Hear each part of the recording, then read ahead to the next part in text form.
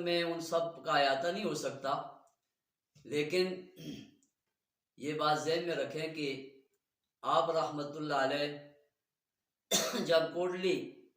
تشریف لائے تو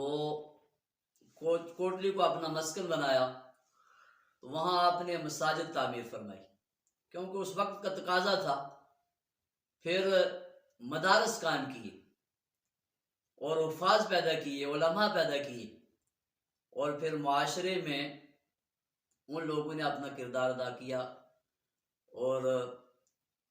انہوں نے آگے دین کو پھیلایا۔ میں سمجھتا ہوں کہ جو کام قبلہ خواجہ عالم رحمۃ اللہ علیہ نے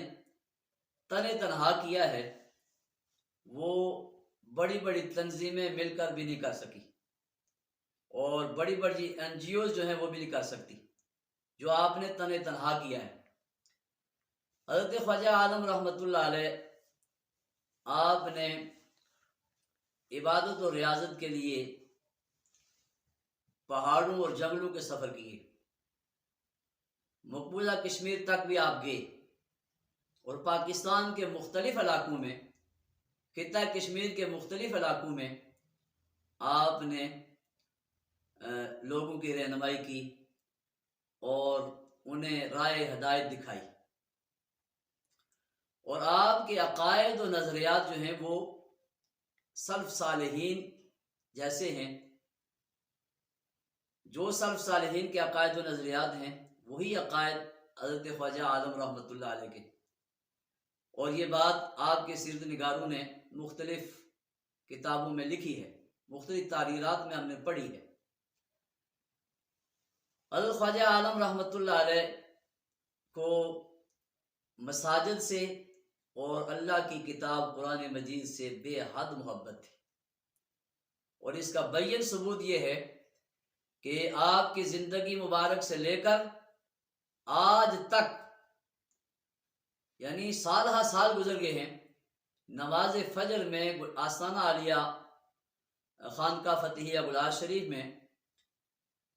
نماز فجر میں پورے ایک پارے کی تلاوت کی جاتی ہے،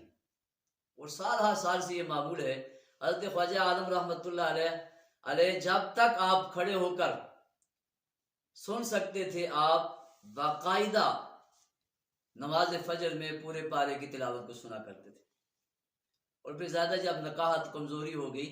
تو اس کے بعد اس سلسلے کو موقوف فرمایا، لیکن وہ سلسلہ آج تک جاری ہے۔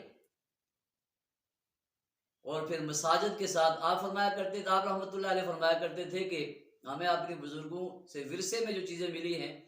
ایک مسجد کی محبت ہے اور دوسری قرآن کی محبت ہے۔ آپ رحمۃ اللہ علیہ انتہائی سادہ طبیعت اور سادہ لباس، سادہ غذا، اور پھر آپ کے زہد و تقوی کے ساتھ ساتھ آپ کی عاجزی و انکساری، جو آپ کی طبیعت مبارک کا خاصہ ہے، وہ آپ کے اندر پھوٹ پھوٹ کر بھری ہوئی ہے۔